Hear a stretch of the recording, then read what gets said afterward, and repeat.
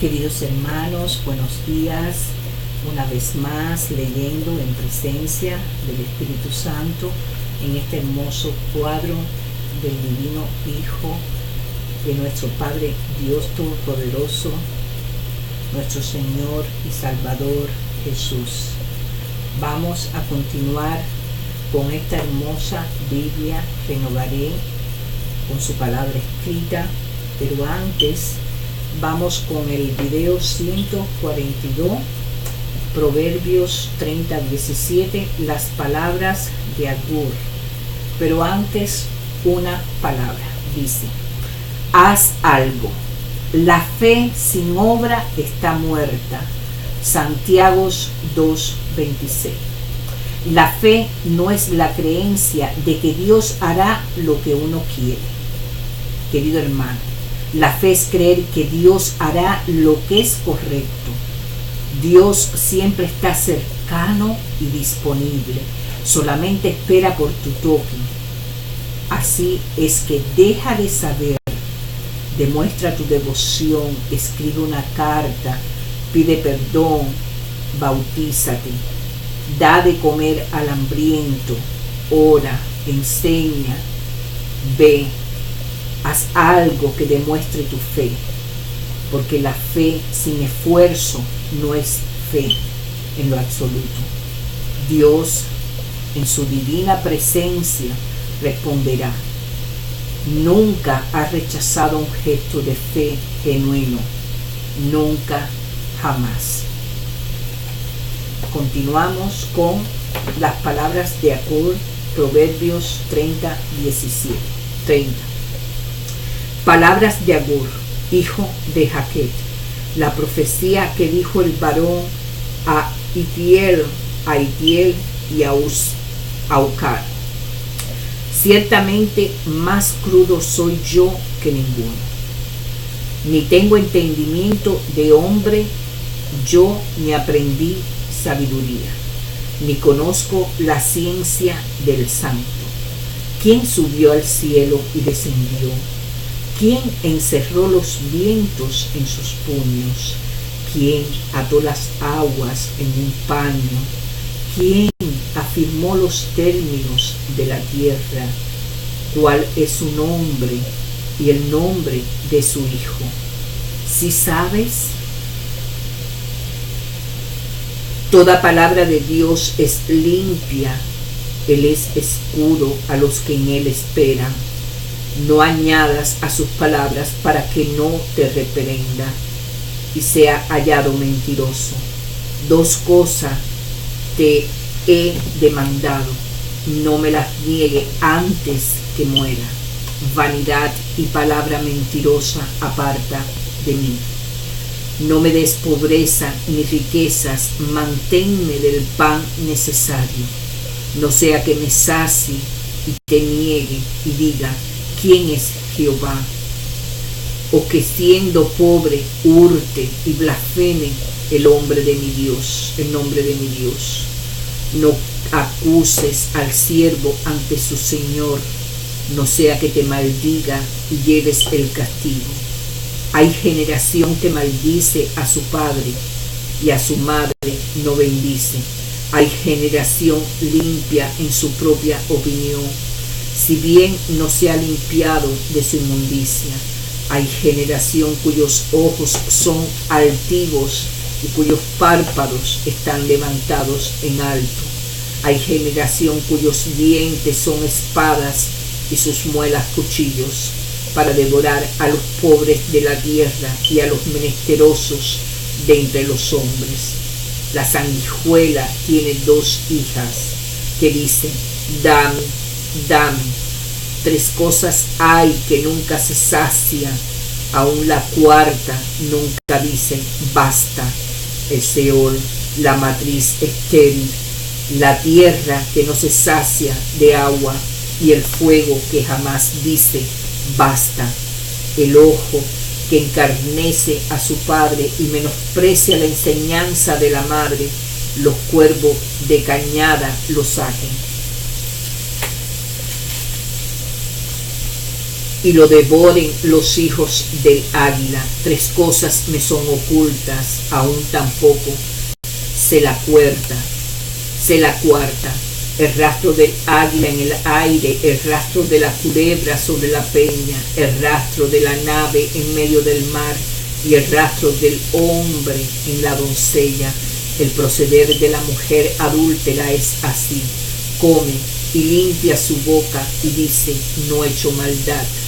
Por tres cosas se alborota la tierra, y la cuarta ella no puede sufrir: por el siervo cuando reina, por el necio cuando se sacia de pan, por la mujer odiada cuando se cansa, y por la sierva cuando hereda a su señora. Cuatro cosas son de las más pequeñas de la tierra, y las mismas son más sabias que los sabios. Las hormigas, pueblo no fuerte, y en el verano preparan su comida a los conejos. Pueblo nada esforzado, y ponen su casa en las piedras. Las langostas que no tienen rey y salen todos por cuadrillas. La araña que atrapas con la mano y está en palacio del rey. Tres cosas hay de hermoso andar, y la cuarta pasea muy bien: el león fuerte entre todos los animales, que no vuelve atrás por nada, el ceñido de lomos, asimismo el macho cabrío, y el rey a quien nadie resiste.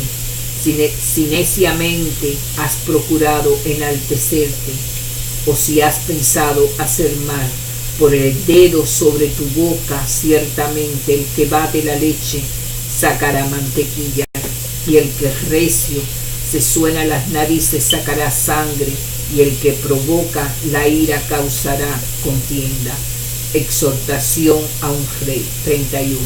Palabras del rey Lemuel, la profecía con que le enseñó su madre. ¿Qué hijo mío? ¿Y qué hijo de mi vientre? ¿Y qué hijo de mis deseos? No des a las mujeres tu fuerza, ni tus caminos a los que destruyen a los reyes. No es de los reyes, oh Lemuel, no es de los reyes beber vino, ni de los príncipes la sidra, no sea que bebiendo olviden la ley y perviertan el derecho de todos los afligidos. Dad la sidra al desfallecido y el vino a los de amargo ánimo. Beban y olvídense de su necesidad y de su miseria no se acuerden más. Abre tu boca por el mundo en el juicio de todos los despálidos. Abre tu boca, juzga con justicia y defiende la causa del pobre y del menesteroso. Elogio de la mujer virtuosa, ¿quién la hallará? Porque su estima sobrepasa largamente a la de las piedras preciosas. El corazón de su marido está en ella confiado, y no carecerá de ganancias. La de ella bien y no mal. Todos los días de su vida busca lana y lino, y con voluntad trabaja con sus manos. Es como nave de mercader, trae su pan de lejos, se levanta aún de noche y da comida a su familia y ración a sus criadas. Considera la heredad y la compra y planta viña del fruto de sus manos. Ciñe de fuerza sus lomos y esfuerza sus brazos. Ve que van bien sus negocios, su lámpara no se apaga de noche. Aplica su mano al uso y sus manos a la rueca. Alarga su mano al pobre y extiende sus manos al menesteroso. No tiene temor de la nieve por su familia, porque toda su familia está vestida de ropas dobles. Ella se hace tapices de lino fino y púrpura en su vestido. Su marido es conocido en las puertas cuando se sienta con los ancianos de la tierra. Hace telas y vende y da cintas al mercader. Fuerza y honor con su vestidura y se ríe de lo porvenir. Abre su boca con sabiduría y la ley de clemencia está en su lengua, considera los caminos de su casa y no come el pan de balde. Se levantan sus hijos y la llaman bienaventurada, y su marido también la alaba. Muchas mujeres hicieron el bien, mas tú sobrepasas a todas. Engañosa es la gracia y vana la hermosura. La mujer que teme a Jehová está cerca, esta será alabada. Denle del fruto de sus manos y alábenla en la puerta sus lechos. Eclesiastes. Eclesiastes fue escrito para advertirnos que no pongamos nuestra esperanza en nadie ni nada que no sea Dios. Lo hace cuando señala la falta de sentido de la vida que se vive debajo del sol. Una frase que podría ser reemplazada por lejos de Dios. En su conclusión, el libro dirige al lector a temer a Dios, guardar sus mandamientos y esperar su juicio. Eclesiastes 12, 13, 14. Eclesiastes puede ser considerado un destructor de oídos, ya que revela la inutilidad de muchas cosas en las que ponemos nuestra confianza y que solo nos defrauda. Romper ídolos.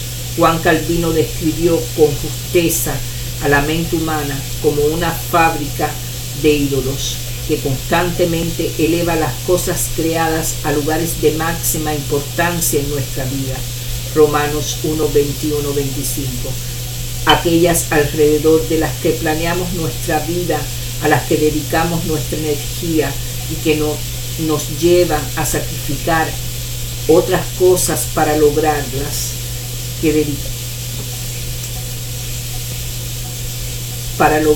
generalmente el Antiguo Testamento describe a los ídolos como los dioses de las naciones, deidades con nombres como Baal, Merodach y Istar. Pero Eclesiastes, sin utilizar ni una sola vez la palabra ídolo, comprende claramente que los conceptos abstractos y objetos impersonales como la riqueza, el estatus, el poder, las relaciones, los placeres, la sabiduría y aún la religión misma pueden alcanzar un estado idolátrico en la vida de una persona. Aquí es donde este libro tiene un enorme valor para nuestro pensamiento sobre la formación espiritual. El predicador a quien se adjudica el libro 1:1 se convierte para nosotros en el principal iconoclasta que hace trizas todo objeto de máxima confianza. El dinero, el sexo, el poder, la posición, la sabiduría humana, aún nuestros esfuerzos por llegar a ser rectos. Vea 7:15. Todo es vanidad de vanidades. 1:2. Nada satisface, nada cumple, nada llena, nada. Solo cuando hemos renunciado genuinamente a todo, absolutamente todo, podemos convertirnos en candidatos a ser en la gracia. Entonces, y solo entonces, estamos preparados para escuchar realmente el fin de todo el discurso, que es: teme a Dios y guarda sus mandamientos, porque esto es el todo del hombre. 12:13. Vea también los ensayos sobre la vida con Dios para esta sección de la Biblia, El pueblo de Dios en el sufrimiento, página 7:17, 7:20, y El pueblo de Dios en la vida diaria, página 901, 904. ¿Quién habla? ¿De qué manera funciona Eclesiastes? Como destructor de ídolos, primero debemos reconocer que escuchamos a más de una persona hablar en el libro. Este se relaciona más estrechamente con la persona a la que llama el predicador. Los eruditos tienden a utilizar la palabra hebrea así traducida, que elet, porque una traducción más directa no sería el predicador, sino el que provoca a la asamblea.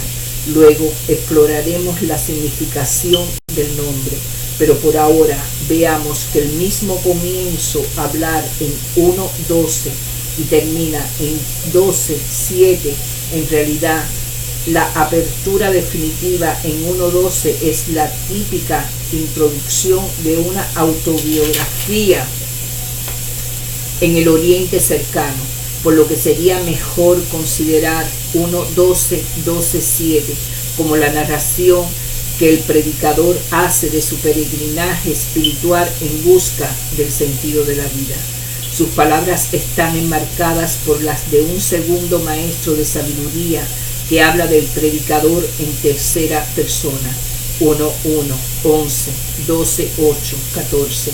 En 12:12 vemos que dirige sus comentarios a su hijo, y en el estilo sapiencial tradicional, básicamente el libro de Eclesiastes es una extensa cita de las palabras del predicador al hijo segundo, sabio, junto con una evaluación y una conclusión final. Pensar bajo el sol. ¿Quién es el predicador? ¿Y qué es lo que dice? La inscripción del libro lo identifica como hijo de David. Está y varía alusiones más en el libro contribuyeron a formar la idea tradicional de que el predicador es Salomón. Es un análisis final. Parece que la historia de esta figura, en términos generales, más que ser la historia del fiel Salomón, está basada en su vida. Al utilizar el apodo Coelet, el escritor les dice a los lectores que piensen en Salomón al escuchar al predicador, que no haya sentido en la riqueza, el poder o aún en la sabiduría misma. Después de todo, si Salomón no pudo hacerlo, ¿cómo podría alguien que tiene estas cosas en mucho menor cantidad? 2:12. Su mensaje resumido es una sola frase, es: la vida es difícil y finalmente uno muere, o igualmente cierto, pero expresado desde la perspectiva opuesta. Dado que morimos, la vida no tiene sentido, así que en realidad nada importa. El pensamiento del predicador puede ilustrarse en 2:12-17. Aquí él presenta la sabiduría como algo que puede brindarle sentido a la vida. Después de todo, él era un maestro de sabiduría, así que es de esperar que este terreno le resultara fructífero. En realidad, en el comienzo del pasaje, él afirma el valor de la sabiduría sobre la necedad. La sabiduría nos permite vivir con los ojos abiertos, contrasta con ir tropezando por todos lados, como hacen los ciegos y necios.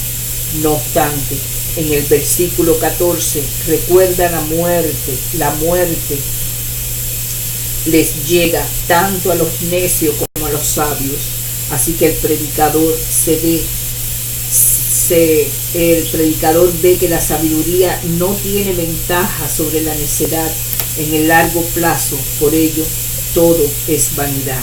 El hecho de que él no logre hallar sentido bajo el sol lo lleva de tanto en tanto a defender el disfrute de la medida de placer que puede hallarse en el mundo.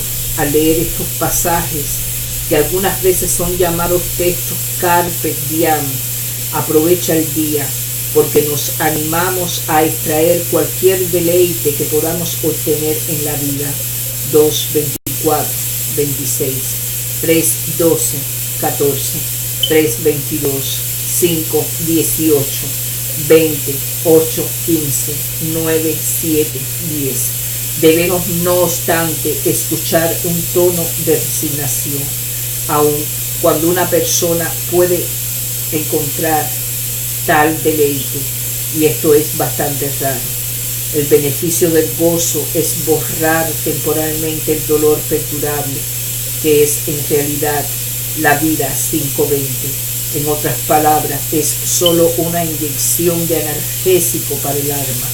Finalmente, la sincera mirada que echa el predicador a la vida lleva incómodos comentarios sobre la justicia de Dios en el mundo. Como maestro de sabiduría, él esperaba que los piadosos fueran recompensados y los impios castigados.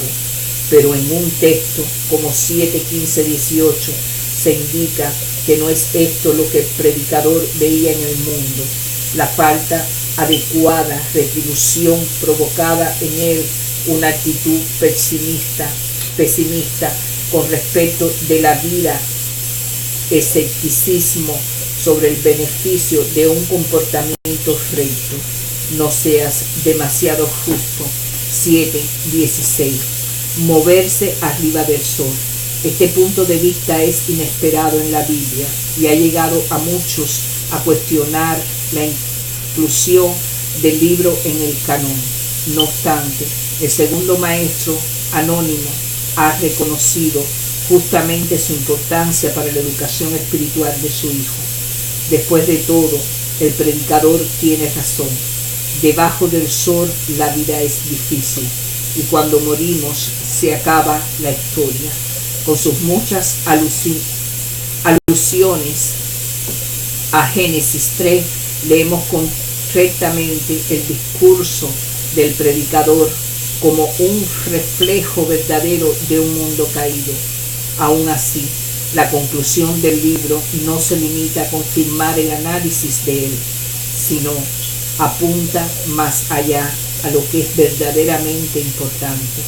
A pesar de, aún debido a la oscuridad del mundo caído, las palabras finales del Padre llaman a su Hijo más allá del dejado del sol, del debajo del sol, a temer y obedecer a Dios en vista del juicio que vendrá. 12, 13, 14. Leer Eclesiastes desde la perspectiva del Nuevo Testamento.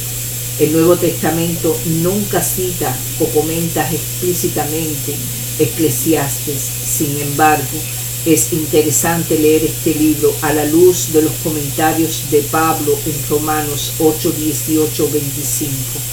Allí Pablo habla de Dios como Dios ha sujetado la creación a vanidad. La misma palabra griega metaiotes, que se utiliza en la traducción del Antiguo Testamento al griego para dar el significado de la palabra hebrea utilizada en Eclesiastes, Eber. Ambas se traducen como vanidad. Parece que Pablo reflexiona sobre los efectos de la caída. Génesis 3, cuando habla de las aflicciones del tiempo presente. Y ya hemos visto que el punto de vista del predicador sobre la vida debajo del sol puede ser entendido como la vida afectada por la maldición. El reconocimiento de que la vida es fútil, desalentada profundamente, pero le da a Pablo un fundamento para tener esperanza, ya que reconoce que Dios sujetó al mundo a vanidad, en esperanza, porque también la creación misma será libertada de la esclavitud de corrupción y que obtendrá la libertad gloriosa de los hijos de Dios. Los comentarios del apóstol nos invitan a leer la vida de Jesús a la luz de Eclesiastes. Cuando lo hacemos, vemos que Jesús se sujetó a un mundo vano para poder liberarnos de él. El famoso himno de Filipenses 2, 6, 11 dice que Jesús se despojó a sí mismo y se sujetó a la vida de un siervo hasta morir en la cruz. Al meditar sobre la vida de Cristo, vemos que él experimentó la vanidad de la vida debajo del sol. Él era el verbo mismo de Dios, pero el mundo no lo honró como tal. Vea Juan 1:10. Los evangelios sinópticos nos dicen que nació en un pesebre, no en un palacio. Hacia el final de su vida, no solo las multitudes, sino también aquellos que más cerca habían estado de él lo abandonaron. Judas lo traicionó y Pedro lo negó. Pero fue cuando estuvo en la cruz que experimentó la vanidad del mundo caído de su forma, que el predicador solo podía haber imaginado cuando gritó: Dios mío, ¿por qué me has desamparado? Mateo 27:46. En resumen, con las palabras de Gálatas 3:13, Jesús se convirtió en maldición para redimirnos de la maldición de la ley. Jesús venció a la muerte al morir en la cruz y resucitar. 1 Corintios 15. Jesús, en otras palabras, venció la muerte, justo aquello que más turbaba la confianza del predicador en el significado de la vida. Leer Eclesiastes a la luz de las realidades del Nuevo Testamento sugiere que el sentido en última instancia se encuentra en Dios por medio de Cristo, quien vence a la muerte y por ello da significado a la vida. Cuando Cristo es preeminente, en quien encontramos sentido, entonces otros aspectos de la vida, como nuestro trabajo, el placer y la riqueza, pueden ocupar los lugares de significación que realmente les corresponde. Queridos hermanos, que la paz de Dios esté con ustedes y su espíritu. Amén.